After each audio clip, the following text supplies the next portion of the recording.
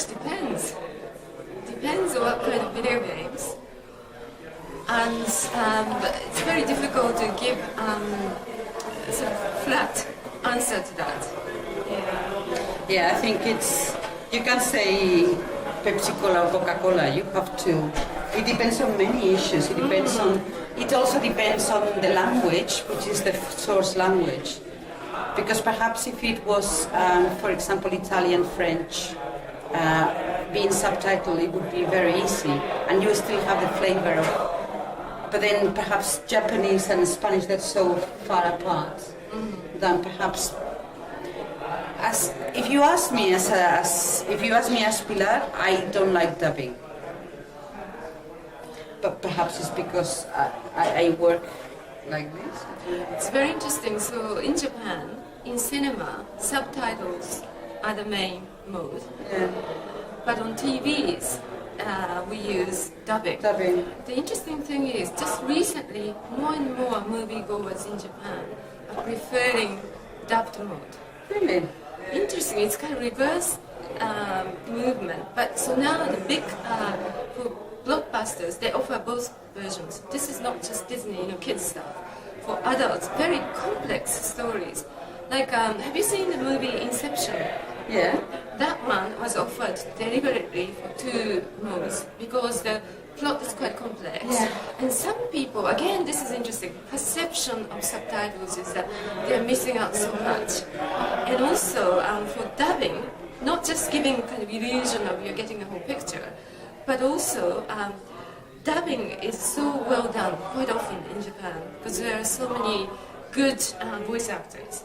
So that's very believable. You're talking about suspension of disbelief. The suspension of disbelief to me is one of the things about it. Yeah. So people feel they can immerse themselves even more with dubbing. Absolutely. The engagement and the presentiality is so different. Exactly. So to me it very much depends. If dubbing is so well done, like Shrek, Japanese version of Shrek, I watched both versions, subtitles and dubbed version is so beautifully done with linguistic variation. Osaka dialect is used for Shrek, and that really brings out Shrek's character so well.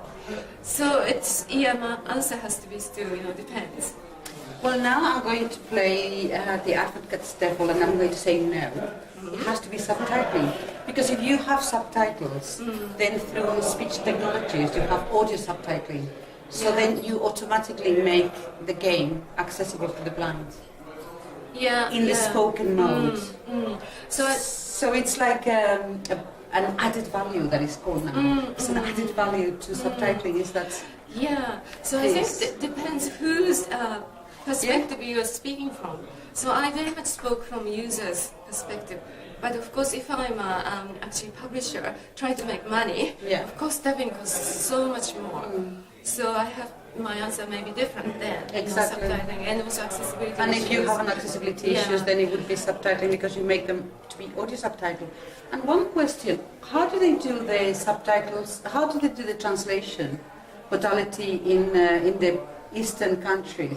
Because they have voiceovers. Do they use voiceovers for video games? When you say Eastern countries, what? Poland, Russia, Romania, Hungary. I don't actually. They all do voiceover. That is true, isn't it? So do they do voiceover also for their video games? I'm not sure. I think for Japanese games, they tend to be, unless it's fully localized, that's then dubbed. I think it's just subtitled. So I haven't heard that mode being used for partial localization. But I don't know. Very interesting question for the Polish. So different kind of stakeholders, different interests. But also another interesting thing, keyword in translation is fit for purpose. Yeah. It's fit for purpose is very important. So for some reason, quality wasn't primary reason, then you may even use machine translation. I would use machine translation. Right. So again, fit for purpose. So who's who is a stakeholder here? Whose perspective? So all these complex factors come in depending on whose point of view you're speaking. I would use machine translation because then the human who's intelligent would make the interesting and intelligent decisions, while the machine that is stupid would do the boring translating bit, and then you can move the human into doing the post-edition. which is really lovely, and you'll have better quality. Yeah, the interesting But thing nobody is... wants to know this, so... Yeah, no? Well, so actually we can pick it up where we left off when you said, there's not much technology. Yes, you said that. Yeah, CAT and MT, and actually they are used. It is true that it took a long time for game industry to realize that they could use CAT tools, for example, but now they are very much using Trados or in-house tools that they made which function very similar to kind of proprietary TM tools. Mm-hmm. So that's very much used because terminology management, they found it's very useful. So that if game is a series, then obviously you want to keep same terminology. Otherwise users will be very confused if they change translation suddenly. And also, machine translation is beginning to be used in some instances, not always, because game scripts, really game text don't render very well to machine translation, but sometimes they use for certain things experimentally, I think, at the moment. But where the machine translation is used is conversation between gamers. Okay, of course. So this online games where that it's completely open to all nationalities to play together the same game world. Like Square Enix did this is a decade ago. And so they realized that Japanese gamers, for example, need to communicate with American gamers. So they made this little machine translation. At the time, I think it was Sistran available, so that between gamers they can communicate. So Japanese person types something in Japanese, and that's automatically translated into English, and vice versa. And the quality was very, very bad at the time. But it showed that publisher did realize the need for gamers to be able to communicate. And now it's more and more technology going into artificial intelligence, avatars actually being able to speak different languages. And AI is used a lot in games already, but natural language processing hasn't advanced to that level where the game characters can have natural communication in any language, etc. I mean, Kinect, Microsoft tried to do this, but I haven't seen yet fully-fledged application. Do you know what I've heard that is fantastic? Instead of avatars, also voice avatars. So you would have exactly the same voice of the characters in Japanese, translated into Spanish with the same voice tonality. Yeah. So characters will keep also their personality with the voice trait. And that's fantastic. The interesting thing is now, voice synthesis technology is quite advanced now. And you can choose different profiles. So you can try to match the Japanese original voice profile with the Spanish one, for example. So speech technology is a very interesting I think they are the next thing happening. But I'm quite surprised at how behind video games are in language technologies compared to other fields. Yes, I think it's really that complex. Very surprising. Complex game world, and this interactivity definitely makes it very tricky.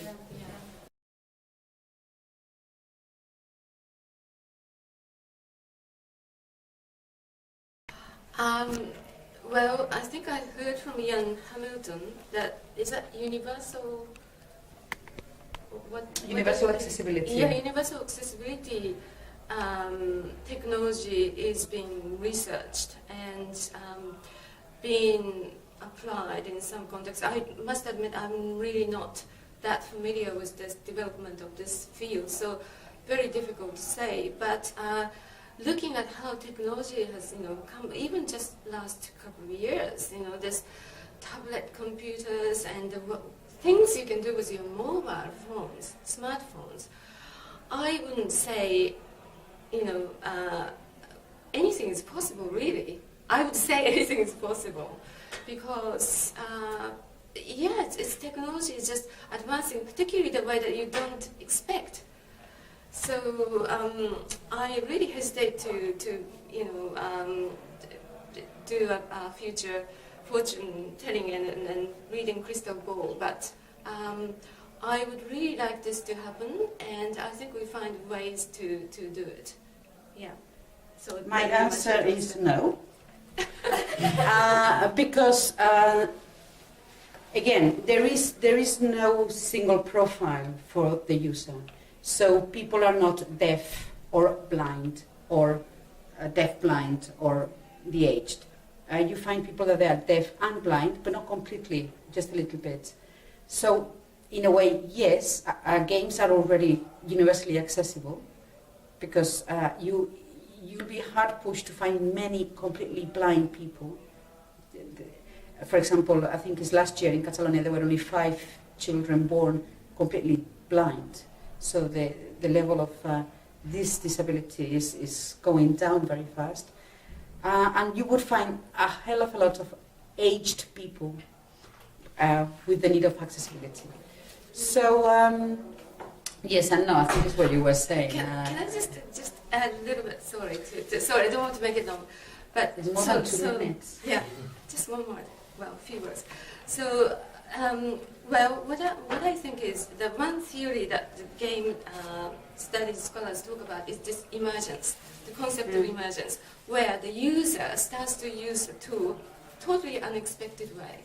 So I think that's a very interesting concept. You know, so this device might be designed was made accessible for certain type of disabilities, but actually the people with different kinds of disability may use this tool totally unexpected way. So I hope that will happen. And I think if designers were more creative, for example, if you could guide through sound, you can have 3D sound.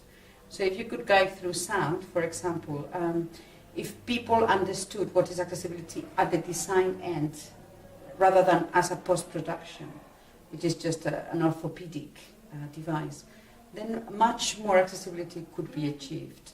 And also if you could have choice, for example, okay, I want to play without image, I want to play but then intensified.